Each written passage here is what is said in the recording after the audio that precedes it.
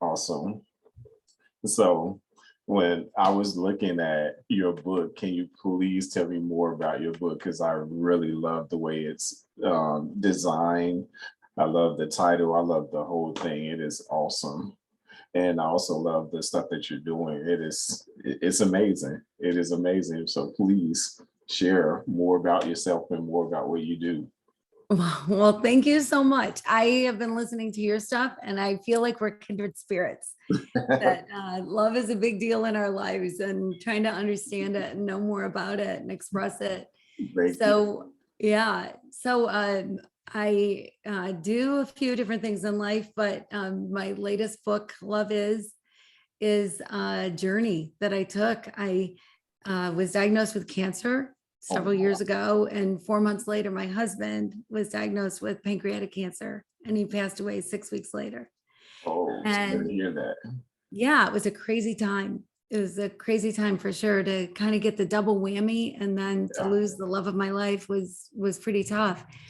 But it made me question love, the reality of love. Recognizing that what we know about love, Yes. we see in movies, right? Yes. Yes. We want that love, that notebook, the notebook, or something like that, Mhm. or we learn from our parents, from people around us.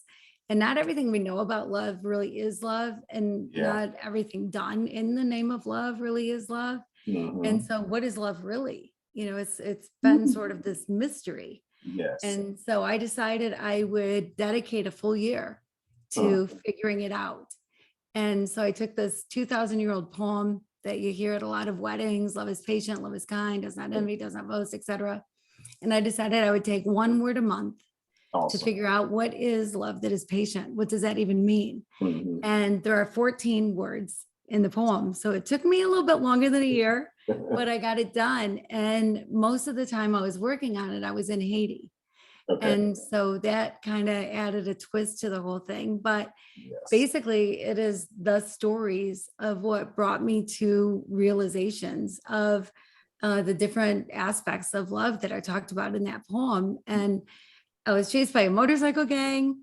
I got lost on a mile-high mountain with a medical student. I slept outside with tarantulas and snakes and chupacabras with Woo. voodoo drums going in the background, and whatever else is in the bushes in Goodness. Haiti. And so a lot of the stories are pretty funny things that happened, pretty interesting. And I just tell the stories. And it was so crazy how love is so different than what I thought it was. Yes, indeed. Yes, indeed. Love is definitely it's a heavy subject, but at the same time it's pretty light. So I guess it depends on where we are in life that would dictate what we perceive love to be, because everyone reciprocates things differently, and that right there is another topic when you're looking at how many different people see love and the way that they see it. That is so it's very interesting to me. I love the topic of love. It's something that's near and dear to me. I actually happen to be with my soulmate. So that right there is another level of love that a lot of people seem to think that they know something about, but until you've experienced it, you really don't know what it is. It's a It's whole so nother true. level. It is so true. It's so true. Speaking of that, one thing that I learned about love is, well, a couple things. One is that it's not an emotion like fear, Mm, right? That comes mm, and goes. Love is exactly. something you are. Yes. Love is active and moving and going forward and backward and sideways and up and down, and Yes. but love is giving and living and Mhm. and whatever. And you're with your soulmate. And so you hear people say, oh gosh, when you're with somebody, it's a two-way street. Love is a Yeah. two-way street. Yeah. Or you both have to give 100%, or it's 50-50, right? They put numbers on love, and Yes. there Yeah. are no numbers when it comes to love. And I don't believe it is a two-way street. I think love is 100% up to you.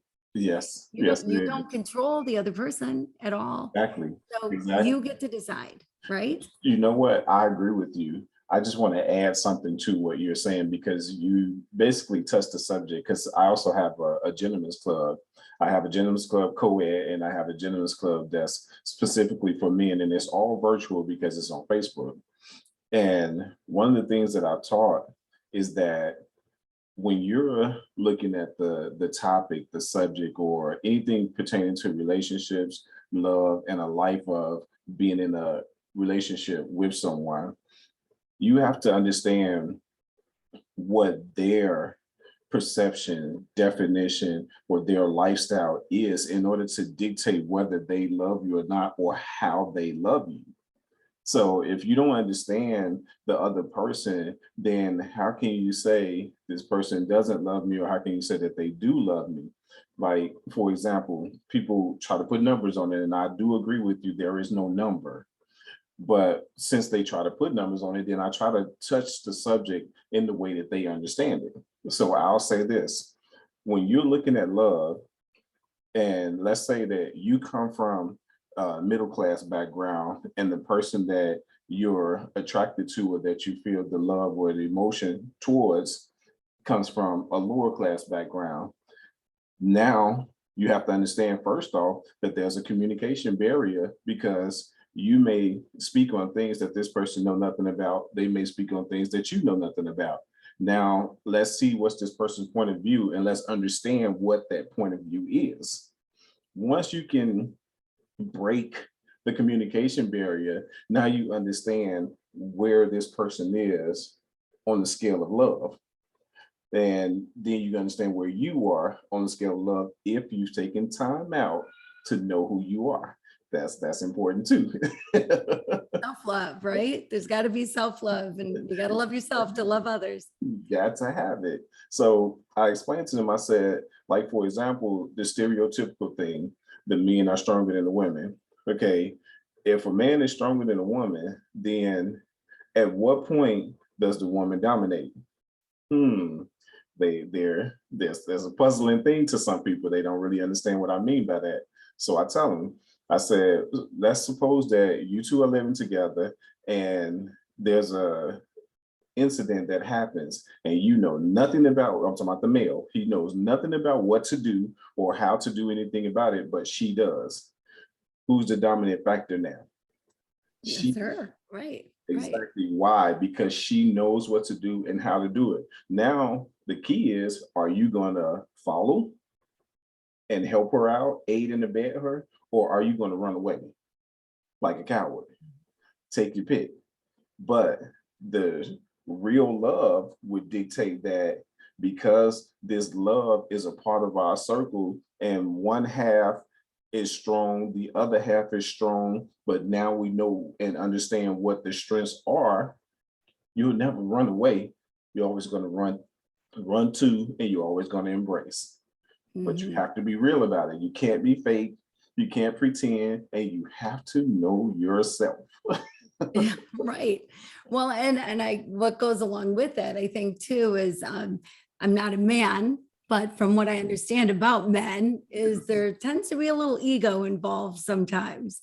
And so I think that can be the big deterrent in letting a woman, when she does know more about something or know how to handle something, to walk alongside her, instead of saying, I'm the man, I should know it all. You don't have to know it all. You're off the hook.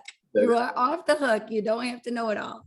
Exactly. And I think this is another thing that I teach too. I asked them to look at the movie Rambo, or look at different things that Sylvester Stallone has done. And the reason why I use him, because his role is so stereotypical to a lot of males, and he's the role model to a lot of males' macho ego. The biggest problem is they're not looking at the whole movie as everything that he's doing. Like, for example, in Rocky, they're not looking at the fact that he's in love with Adrian. He treats Adrian like a woman. He's not mistreating her. He's not abusing her. He's not doing any of those things to her. They don't even see any of that. That's just totally invisible. But you see this man that's fought. He's lost some fights. He's won some fights. And then when he's finally in a position to where he can consistently win, he's on a streak, you see that, but you're not seeing the passionate side of him. And that's blind. That's blinding. Like, how do you not see the passionate side of a person who you consider to be such a role model? And that's ego. That's ego for most men. Most men have such an ego that they do not pay attention to anything passionate. And it sucks. Oh my gosh. And you know what's so funny is, as a woman, Mhm. you are so in there with Adrienne, and you are by her side, and you are rooting for her and wanting Rocky to do the right thing and make the right choices, right? And wanting him to show, I mean, he's obviously very in love with her, madly in love with her, right? Yes, And wants to be with her, and he calls out for her. And when she's kind of had it with him, that's when he realizes what he's losing. exactly. And that's a bigger loss than losing a fight. Yes, indeed. Yes, indeed. So I want to teach them. I teach them how to understand that each person has a strength and a weakness. If you are truly in tune with the person that you're with, then you want to complement their weaknesses and encourage their strengths. You know, because that's important. If you're not going to complement their weaknesses and encourage their strengths, then that means that you're not willing to put in the work in the relationship to build it even stronger. And if you're not willing to do that, then I think in the beginning of the relationship, you should clearly state what you want and why you really want to be there, and let that person decide if they want to deal with you or not. Yeah, I love the way you put that. I love the way you put that. I mean, you want to be with someone who makes you a better person. Yes, yes, And that is exactly the definition of making someone a better person, is complementing their weaknesses and relying on their strength, recognizing their strengths. And that's so good. I love that. thank you so much. I pay attention to women a lot because I feel like the nature of a woman is so powerful. I feel like women are the keys to life, not only because you all give birth, but your thought processes, your patterns, and a lot of things that women do throughout life in general that they're not getting any sort of credit for. I feel like these are things that every man in the world should pay attention to. And to me, every woman is beautiful. Why? Because nature intended it to be that way. Men may be okay. They may do their things or whatever, but every woman is beautiful. And one of the things that I teach the guys is take this analogy. At between the ages of 10 and 12, women are mature. They are so mature that there's a lot of things that they've learned how to do that we still haven't learned how to do yet. So by the time we reach 25 is the average age statistically where a man finally starts to mature. They've already went from 12 to 25 and done so many more things and been so much more responsible than we could ever be in our entire lives. So think about it when a man tries to approach a woman and he wants to build a relationship with her. Think about how many years of immaturity that she's had to deal with before you start talking to her. And then think, should I get angry if she doesn't want to talk to me? She's seen something in you that made her not want to talk to you in the first place. First of all, and second of all, most men don't know how to approach women. And these are some of the things that I want to teach them. And I'm trying to teach as many men as I possibly can. You can't just walk up to a woman, hey, shawty, hey, baby, hey, beautiful, hey. No, that's those are some of the worst approaches. Women are creatures of nature. You have to approach women naturally. You have to be 100%. You have to be real. I'm Right. sorry. Right. Yeah. Oh my gosh. Yeah. You know, you're so right. I think it's so interesting Mhm. because men and women are so different from each other. Yes. yet we go great together, Yes. you know?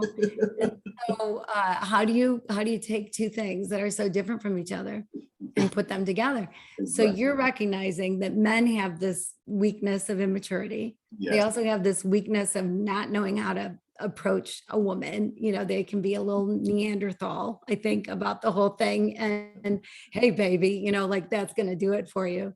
Well, if a woman hears a hey, baby, that means I just want to go to bed with you. I'm not really interested in you. All I want to do is sleep with you. Right. Yes. So, yeah. So there has to be another way. There's got to be another way. But Yes. I think the flip side of that, to be a woman, we don't always recognize our power. That's true. We hold the keys. Yes. We hold the keys. Yeah. And there are way too many times that we let the men drive. And that's not what we should be doing. Nope. I mean, we hold the keys for a reason. Yes. And, you know, you can share driving, but to just let the man drive, you know, you're going to be in the back seat. Pretty soon you're going to be in the trunk. Pretty soon you're going to be running behind the car like Rocky did. That's true. That's true. Right.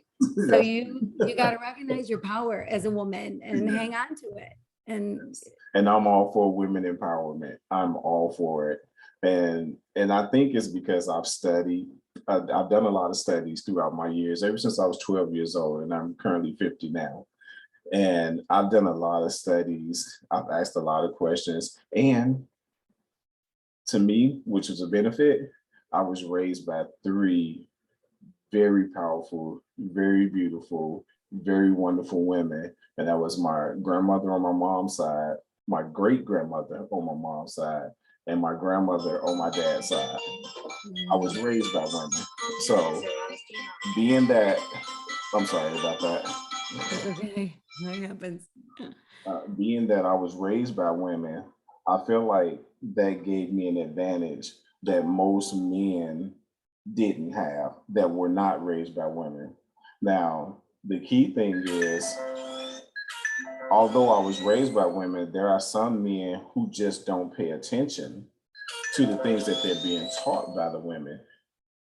That's where we mess up at, because the women are already giving you an opportunity to be better than the men who don't know better, and you don't take advantage of it. That sucks to me. I'm sorry. That sucks to me. I feel like we should always be on top of that. Always. That's such a great point. And there are so many women that are in a man's life, right? From the time you're born. Yes. You know, so grandmothers, aunts, you know, whoever it happens to be, sisters, whatever, but also teachers, neighbors, you know, so many women that if a man would take the approach that you're saying and learn from the women in their life, yes, they wouldn't be hey babying. oh my goodness, they'd be doing something different. oh my goodness. I feel like we would be so much better as men if we actually paid more attention to the things we were supposed to be paying attention to the things that we have the opportunity to learn more about. I feel like we would be in such a better realm in life, a better stance on what women's perceptions are of men, because the stereotypical, oh, that's a dog, oh, that's a dog, that's a dog, he's no good, he's no good. It's a very, very ugly situation. And It is. Yeah. And to recognize that people are individual and not throw them in a category and not say, oh, well, because they live there, they're that, you know, right? oh my goodness, Like, oh no, thank you. he lives there. His name is John, you know, whatever it happens to be, you know, he's an individual. Exactly. Let him be who he is. Yes. Recognize him as an individual. And I think that too, right there, for both parties, honestly. I think because there are so many males out here that are actually looking for a good woman, and so many women out here looking for a good man.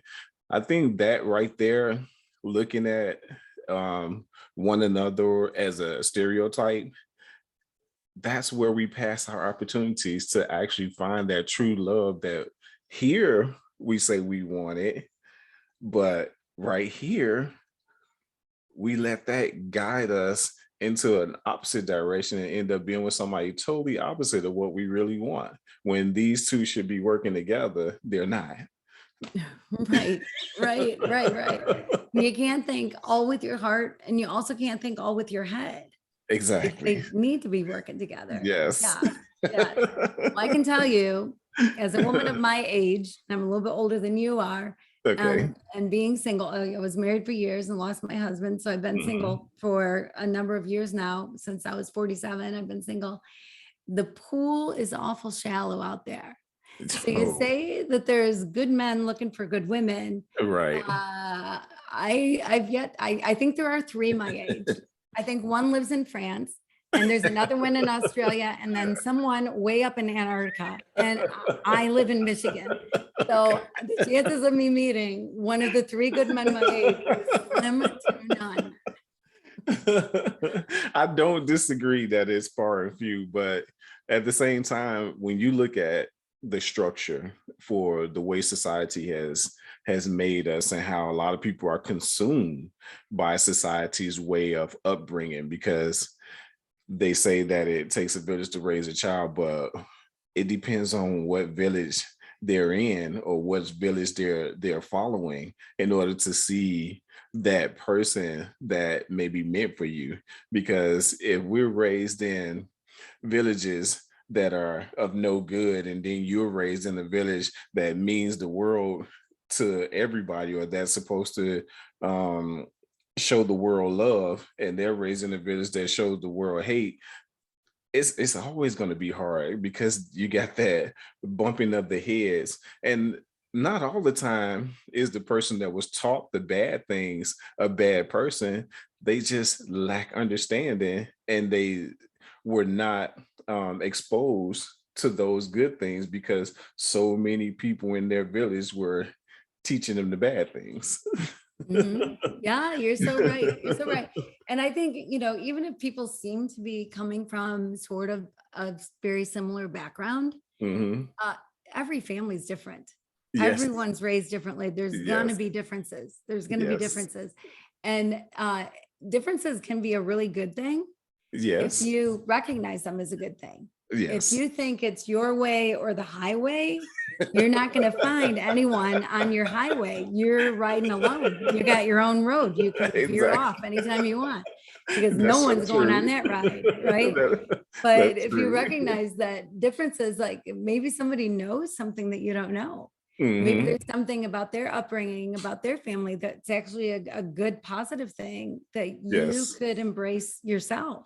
And I Yes. think a lot of it comes down to what's on either side of our head, and that's Hmm. our ears. And Hmm. we tend to not really listen to people's words, Oh my but we make goodness. assumptions about what they're going to say, That's so true. or we're thinking ahead about how we're going to answer, right? Yes, that's so Instead of true. really just listening, just really listen, you'll find out some things. Yes, Yeah. you'll learn a whole lot. You definitely will.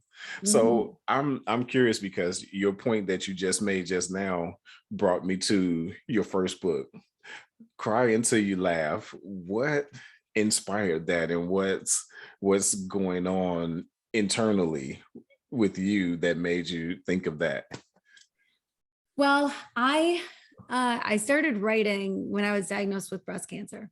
Oh And I wow. went to the bookstore and everything was either very medical or very depressing. Hmm. And I started writing really as a way to update family and friends. Hey, I'm going to the doctor tomorrow, whatever. But my writing was much more than that. It's about the journey, what I was going through emotionally, what I was going through physically, what it's really Hmm. like. Like I had no idea about breast cancer. I had no idea. I mean, I knew pink in October. I mean, that's what I knew, Hmm. whatever. But I didn't know that you have to make choices. I didn't know that there are decisions to make. I didn't know you can change doctors. I mean, there's so much that I didn't know. And Right. like one of the choices that I had to make Hmm. was with a mastectomy to get one side or two. Oh So we were sitting wow. around the dinner table one night, and Hmm. my sons said, as we're discussing it, he said, "Mom, would you get new siding on just half the house?" And I thought, well, son, That's a good point. I guess I wouldn't do that. Might as well go for two. Right. But so anyway, so I wrote, hoping to help people, in the future going through the same. But then Right. here 4 months later, my husband's diagnosed and I'm still writing, and I wrote through losing him. Oh, wow. And I wrote for about a year, and there has to be laughter. I think there's a lot of people that stay in grief, Yes. not just from death, but Yes. grief from a relationship gone bad, right? Yes. I mean, Yes. grief comes in a lot of different forms, It and a does. lot of people stay in that grief Mhm. and don't come out of it. And that's not a fun way to live. No. There's a light on the other side. And Yes. yes, cry and grieve the relationship, grieve the person, grieve whatever it is that you need to grieve. Yeah, Exactly. absolutely grieve for sure. But then you got to laugh again. It's okay to laugh. I think sometimes people don't feel like they have that permission to Yes. laugh, like they're Yes. dishonoring somehow, right? Mhm. Or Mhm. or they've been getting all this attention because they've been grieving and people have been helping them and supporting them. After a Yes. while, people get sick of that. Yeah, it becomes a Right? crutch. It becomes a Yeah, crutch. it does. It becomes a crutch, and you get in this rut, and it's like, no, laugh again, laugh again. Yes. That whatever happened, and there's not something you can do about it now.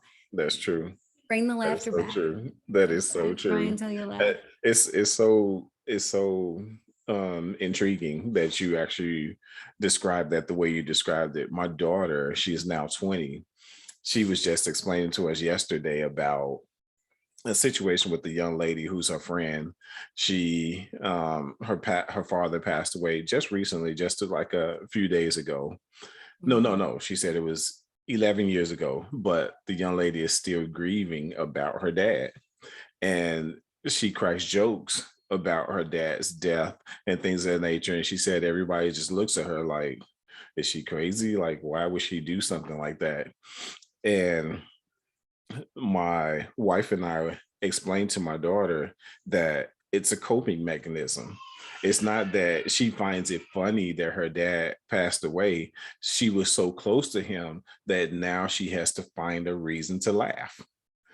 And my daughter was like, oh, because I was just wondering. I didn't know what to say. And I said, and then she said that someone else would say something about her dad, and then she would end up crying. I say, well, what a lot of people need to understand is sometimes when people are coping with something, it's not for you to say something about it. It's just for you to go along with it. If they were to just go along with it, she would be fine. But don't and try and get on her level about how she deals with it, and you don't know her that way. Right. If you knew her that way, then you could get on her level. But if you don't know her that way, just go with the flow, leave it alone, and go on about your day. That's such good advice. Yeah, just laugh with her. Laugh with Mhm. her. And whatever you do, don't say anything bad about her dad. Exactly. Right? I mean, don't do it. Exactly. Like, we can talk bad about our own kids, but if somebody else says something, we're all over them. They are so wrong. That is so true. That is so true. I love the way you put that. That is so true.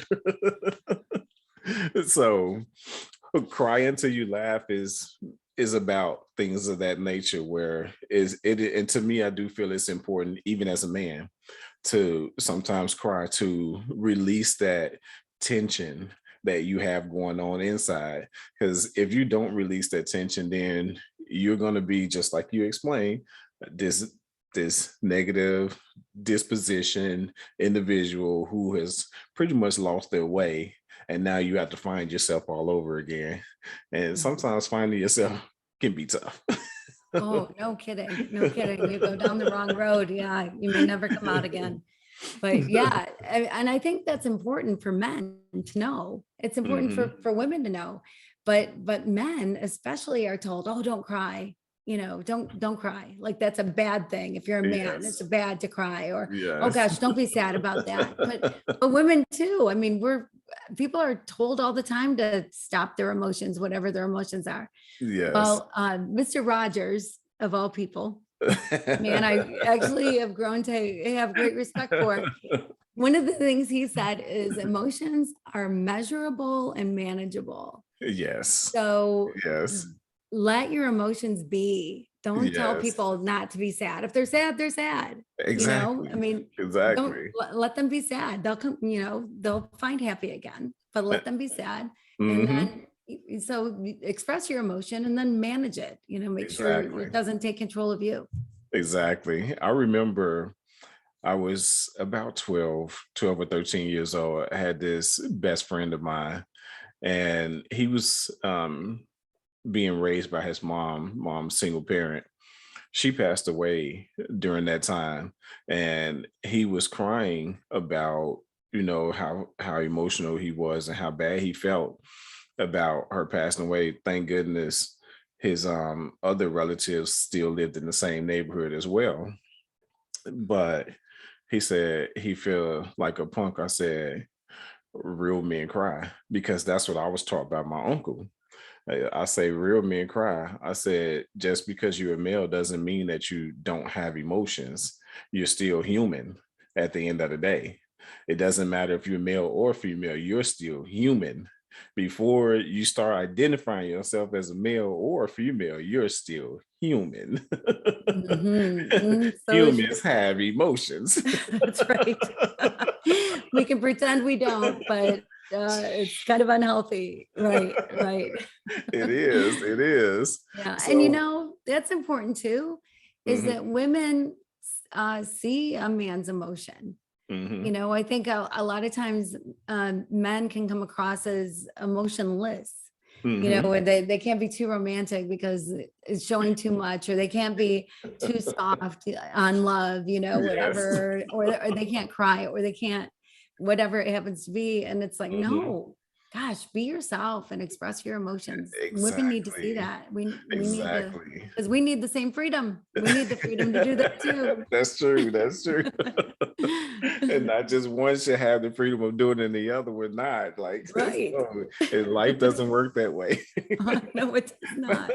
That's a lonely road. I guess Oh, trying to be for the sure. only one with emotions while the other person is heartless. That's a lonely road.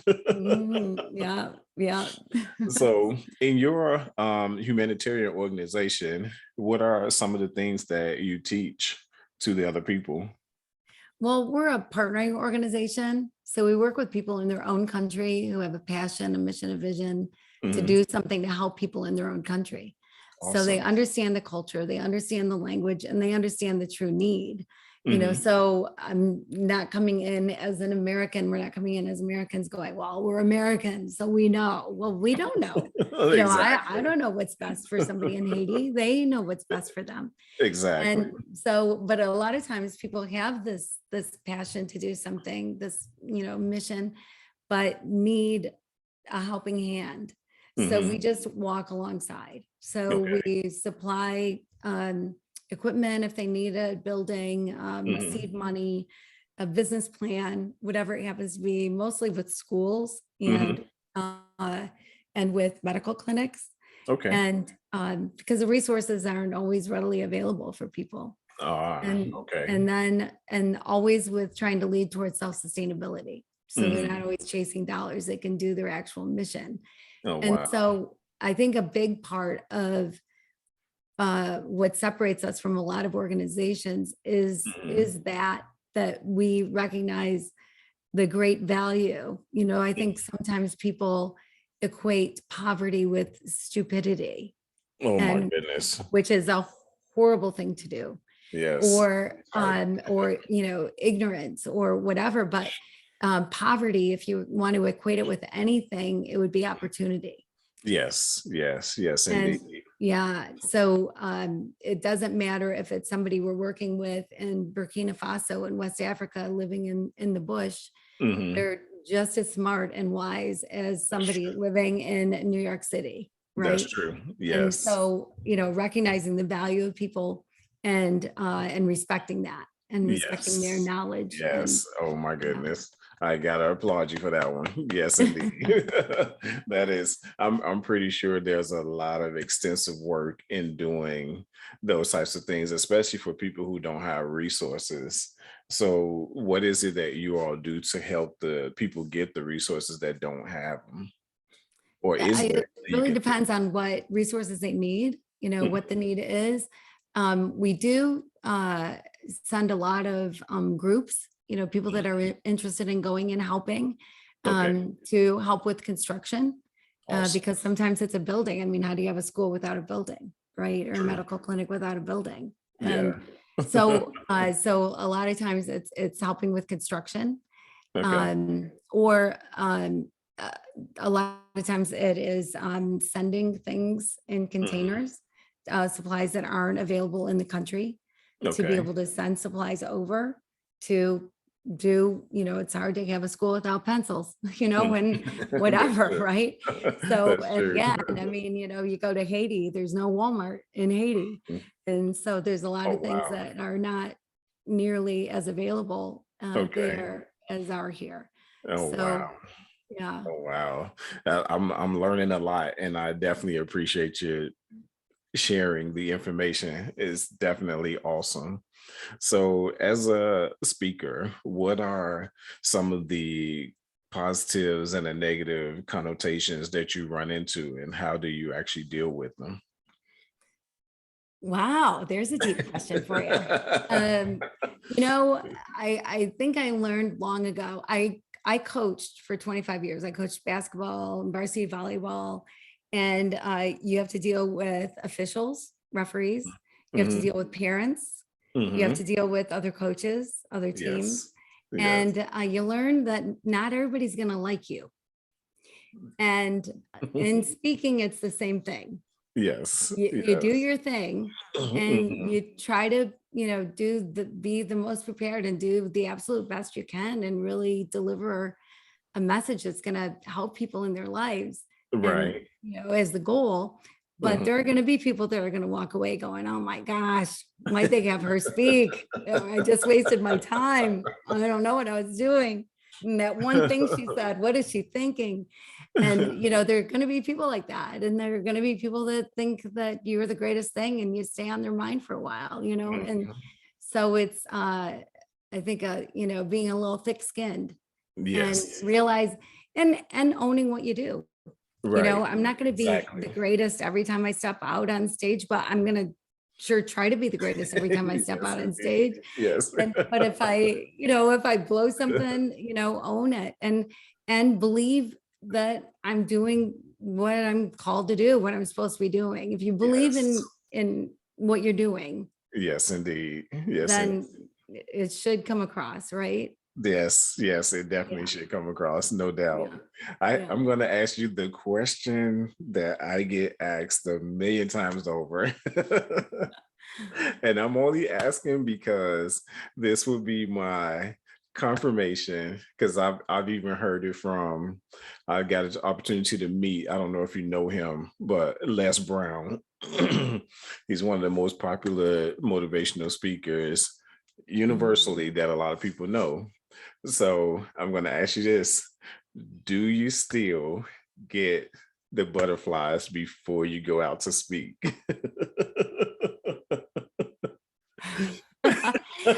um, well, um,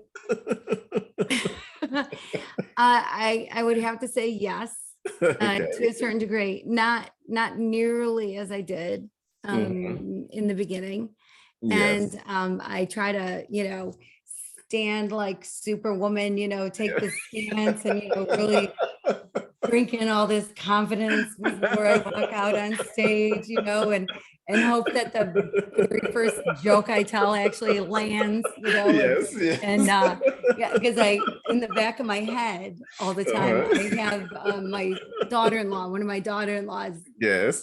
in the back of my head, and she said, She told me before that my sense of humor is an acquired taste. Okay. And so not everybody gets my sense of humor. And so sometimes I've had to say, I was joking, you're Right. supposed to laugh. That was funny. But so yes, so drink in the confidence and try not to have the butterflies, but Yes. yes, they still exist. I do, because he also told me that the butterflies never go away. You just learn how to cope with them better. So, and I'm learning as I go that it's true. When you first get started, you practically almost freeze up, like the world just paused and you're the only person that's able to move. Yes. And oh Yes. my And goodness. then and the room is silent. And a lot of times Yes. you can't see anybody, right? Because the way the That's lighting is, true. you can't see Yeah. anybody's face.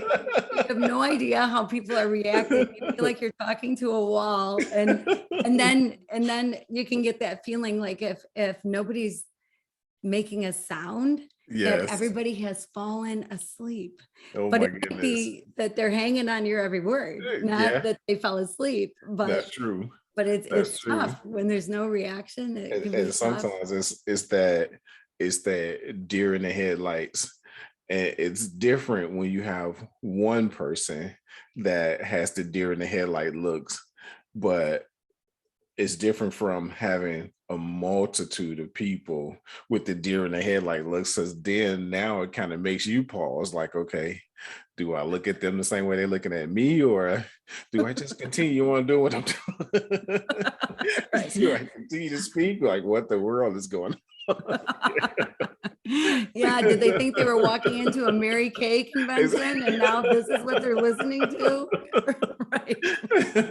Oh my goodness. Oh. It is so crazy. I love actually speaking in front of people. It's fun, it's moving, and it's inspiring to me as well as me trying to inspire them, because I feel like I'm actually giving them something that it's not so much that they don't already know, but for the ones that don't know, I'm giving it to them. And the ones that do know, I'm encouraging them to continue doing what you're doing. Mm, And that's how I look at it. yep. And a lot of times it's just hearing something a different way, hearing the same Yes. thing, but hearing it a different way. Yes. And That can make a difference. that's so important that you said that, because I'll ask you this. Do you feel like that there's a communication barrier between parent and child sometimes? Yes. Okay.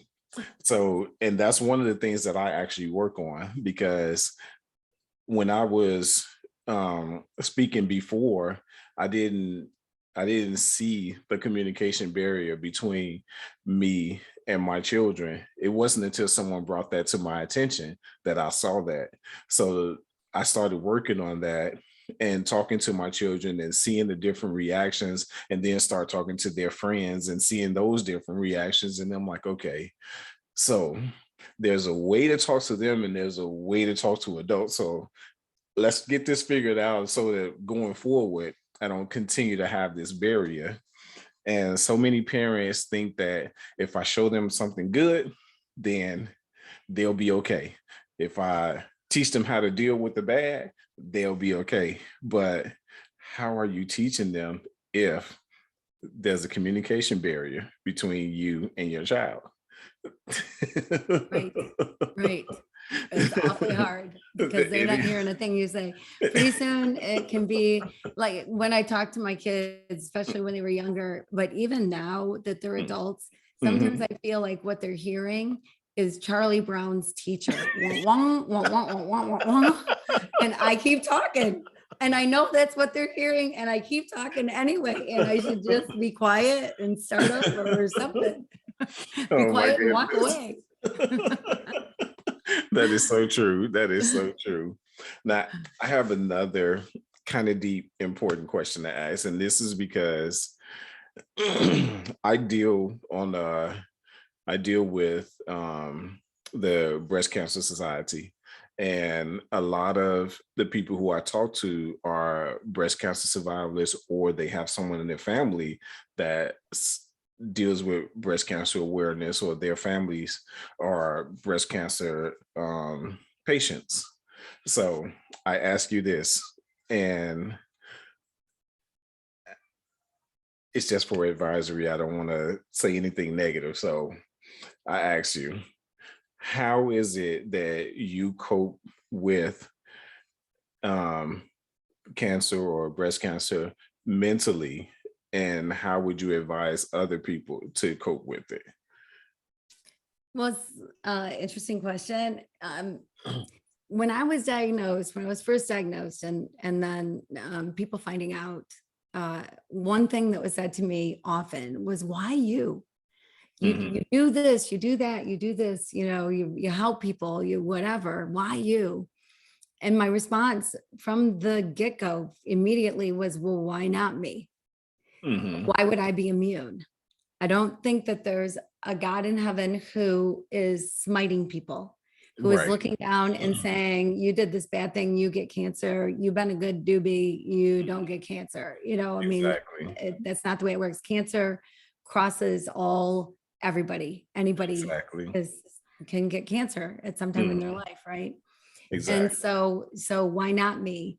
And so I think, part of my advice would be to get over the why me, if you got that going, to try to get Mhm. over that as quickly as you can. Because if you're in that state of mind, then you're not giving everything you have to fight it. You're not giving Exactly. yourself all the strength you need to fight it. Mhm. And breast cancer has come so far. Actually, my youngest son, Noah, Mhm. Dr. Noah, he Okay. was doing his undergrad when my husband and I both were diagnosed with cancer, and Okay. he changed his life plan. And he ended up, after finishing his undergrad, he went to UT Southwestern Mhm. and got a PhD as a cancer researcher. Awesome. And breast Awesome. cancer is his area. And Mhm. he personally has made some incredible strides that have changed lives and changed the way research is Awesome. done. Yeah. I mean, Awesome. I'm proud of my son. Like Awesome. he's done some incredible things. Yes. And so I'm grateful to people like Betty Ford, who Mhm.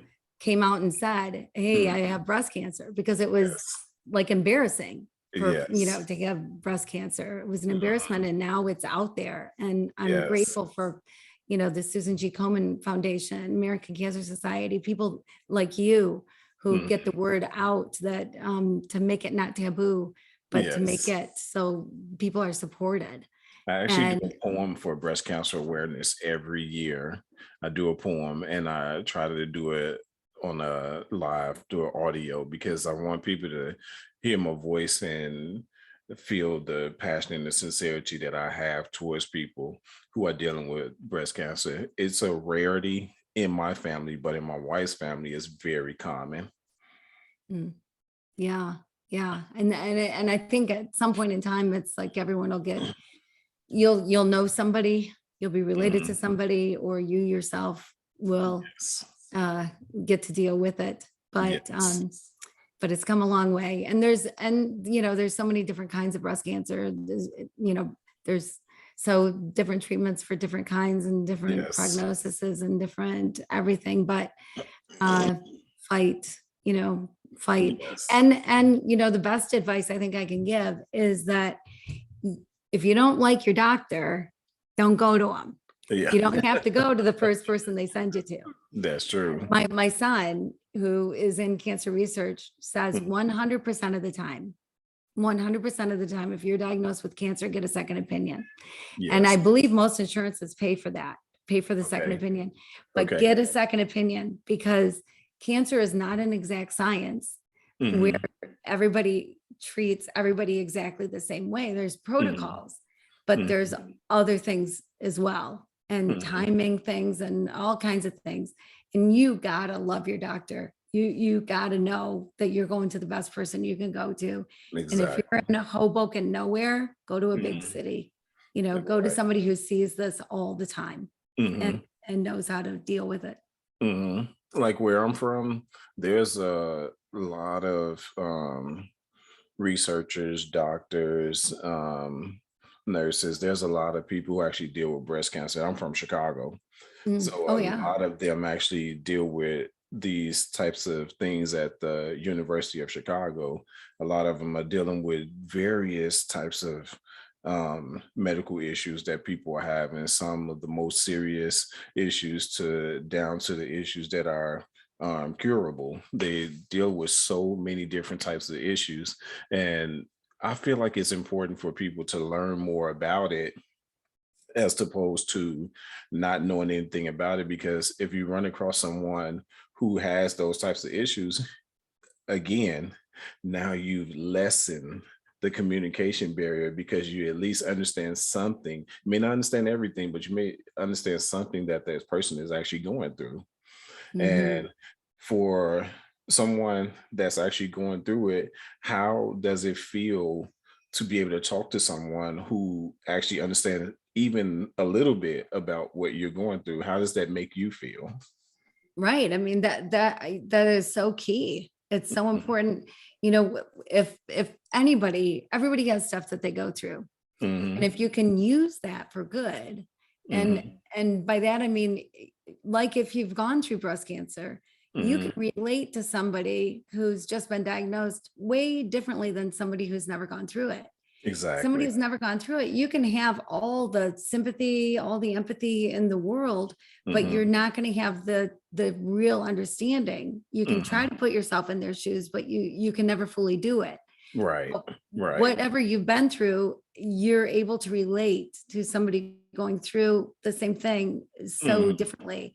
And yes, I mean, get connected with people and be able to talk to people that are Yes. going through what you're going through, whatever it Yes. is. Yes, indeed. Yes, indeed. Now, this is kind of off of the subject, but I have to say this because I would not feel comfortable thinking it and not saying it. But, and it's a good thing. Looking into your eyes is so hypnotic. You have some very beautiful eyes. I must tell you that. Aw, well, thank you. That's so sweet. It is so true. And it makes it so much more interesting and intriguing to actually talk to someone who has that type of look that comes out of your eyes, like, oh my goodness. Not only is the conversation interesting, but just to be able to look at you, it's wonderful. It's a beautiful thing, seriously. Aw, well, thank you. Can you make sure that the guy in France and the one in Australia and the other one in the Antarctica understand that? I'll do my best. Okay, thanks. Thank you. Tell them to come join my gentleman's club. We can make it a lot easier. There you go. I like that. Oh my goodness, I like that. They said you would be funny sometimes, but I didn't know you'd be this funny. But that is so cool. So, in essence, throughout your entire life, we got a few more minutes, but throughout your entire life, what are some of the things that you've encountered that are the most memorable and that you will be willing to share with other people to in hopes that it would motivate them? Well, I think it's the valleys and the mountaintops, right? It's the Okay. hardest times and the best of times that are the times that you can really use to help people. Hmm. So, like in business success, I started my first business when I was 18 years old and been an entrepreneur my whole life. And so, in that way, I can help people. I learned a lot and whatever, but I also have things in my life like my mom committed suicide Oh. in a long time ago when I was in my 20s. Mhm. And that's a tough one. That's Yeah. a really hard one, but I'm able to talk to people. I've had the opportunity to speak on it, and I've had the opportunity to talk to people who lose somebody Mhm. that way, and work with mental health society and things like that. It's opened those kind of doors Mhm. that you don't ever want to have opened, but you might True. as well go through them True. if you're there, right? Yes, indeed. So Yes, yeah, indeed. yeah, yeah. Face your problems head on. Don't try to run Mhm. away from them, because if you try and run away from them, you'll be running for the rest of your life. And then you'll miss out on the opportunities that were standing before you in the first place. Yes, so Definitely. true. So true. Yes. And yeah. And women that have lost their husbands, I mean, we're kindred spirits immediately, just because it's a different place to be. And especially at a younger age, you know, I was in my 40s, and you know, you expect to be that couple in their 90s on the rockers on the front porch drinking lemonade, right? And yes, indeed. so that dream goes away when he goes away. So yeah, I think it's important to use the experiences in life to create good out of them. Wow. So at what point have you like decided that it would be okay for you to finally open up and talk about the adversities that you have faced in your life? Well, it's interesting. The cancer I started talking about pretty quickly. That was a lot easier than my mom. That took me a while to really digest. You know, it's different than dying in a car accident or of a disease. It's a different way to go. It's a different way to leave people. And so wrapping my mind around that took a bit before I felt comfortable discussing it. And it was in 1990, and it was even more of a taboo subject than it is today. Right. And so then we were even wondering what we tell people. Do we tell people that's how she died? You know, what do you say? We didn't know what to say. Right. Because there's a stigma attached to mental illness of any kind. And, you know, for someone to be in that dark of a place that they want to take their own life, there something's going on, right? And so it took me a bit to be able to talk about that. But so I think it kind of depends on what it is. But I also find healing in the talking, healing in the writing, and healing in the talking. Yes, yes, indeed. Yes, indeed. That is so true. That is so true. That's my go-to anytime I'm feeling down or feeling bad about something, or even if I just start having thoughts about my grandmother who passed away in 1998, my father's mother, who raised me from the age of 5 on up into my early adulthood. I go to writing. I literally go to writing, and sometimes I do meditation. And I'm a person of energy. I don't know if you can see all of my candles and incense and stuff over there, but I'm a person of energy. So I use those tools to help me to cope with what I'm going through, because it's still been pretty hard, especially knowing that my son was born, my third son was born at the time that my grandmother passed away. So every So time he has a reminded. birthday. Yeah. Well, Yeah. his birthday is in April. My grandmother passed away in February, and it was crazy because we had her funeral on Valentine's Day, and it still gets to me to this day. 24 years later, it still gets to me to this day. Yeah, you know, it's interesting. We had my husband's funeral on my daughter's birthday. Oh, wow. I don't know what I was thinking. I obviously wasn't thinking, but just the way the timing worked. And what we've tried to do over the years is turn it into a positive, to remember all the great things about him. And as we celebrate a birthday. And but it's hard. It's hard, you know, to try to make Valentine's Day a day to remember how much love you had for your grandma, right? Yeah, And that's true. That is so true. And then one of the famous songs that Tupac, Dear Mama, they played that song during my grandmother's funeral. And it's so crazy because Tupac is a Virgo. I'm a Virgo. I'm a Virgo. Awesome. You're September 7, right? Yes. September 7? Yeah. I'm September 3rd. Yeah. Okay, Yeah. Very close together. Yeah. Yeah. Yeah. So my first granddaughter, my first grandchild was born on my birthday. What a great birthday present. That's awesome. I know, right? I'm so happy about that. Because she always say, G Daddy, G Daddy, because they don't say granddaddy, they say G Daddy. Say G Daddy, G Daddy. And I just like, yes, baby, how can I help you? What you need? Whatever you want, you can have it. Exactly. I feel like grandparenting is sort of like having a dog. Yes, So yes, the dog just is waiting for you to walk through the door, yes. right? They are just standing at the door, just waiting for you. And you walk in and they are all over you and they cannot get enough of you. And you can torture that dog and that dog still loves you and still Yes. comes Oh to my you. And goodness. Oh my but the goodness. beauty is eventually they go to the bathroom by themselves and feed themselves. And, you know, dogs don't do that. You True. clean up your own life, but yeah, but it's good. But anyway, you were talking about Tupac being a virgin or Yeah, a Virgo. listening to that song, it reminds me every time I hear that song, it reminds me of my grandmother. And that's what she was mostly to me because I was a child that was not raised by his parents. From birth, I was raised by grandparents. My grandmothers, all three of my grandmothers, my grandfathers would step in and out every once in a while, but it was mostly my grandparents that raised me.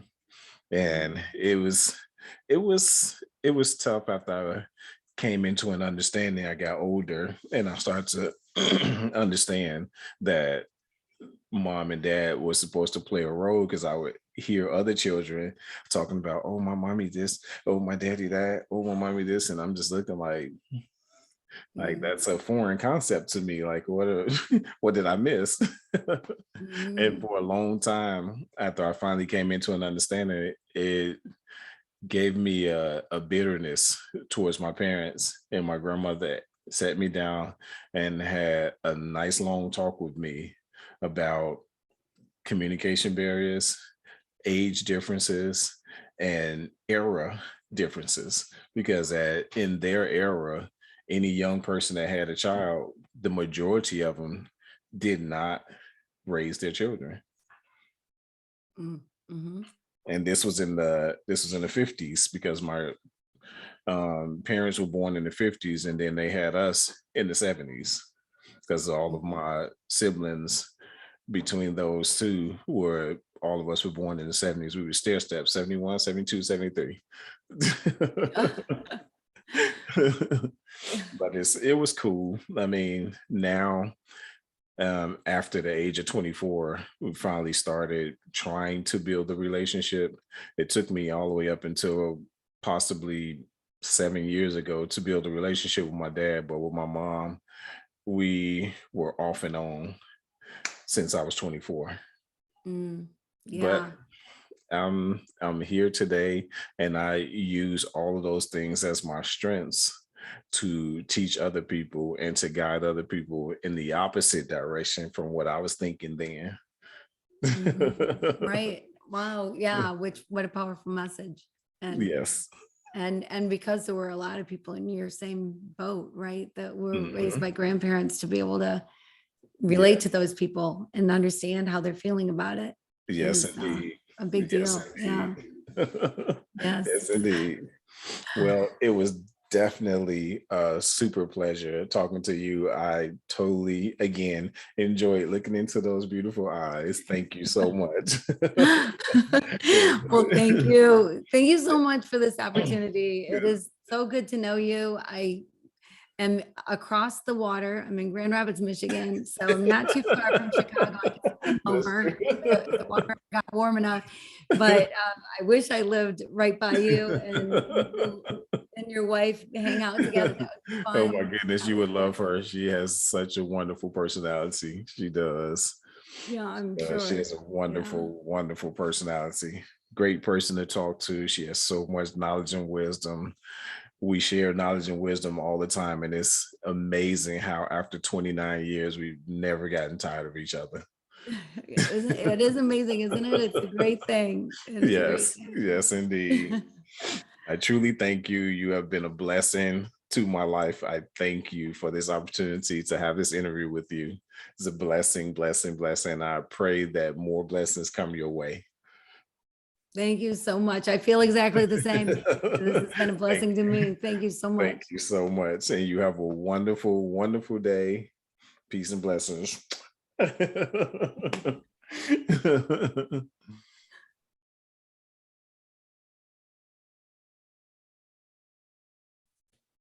All right. This is awesome, awesome, awesome. Oh,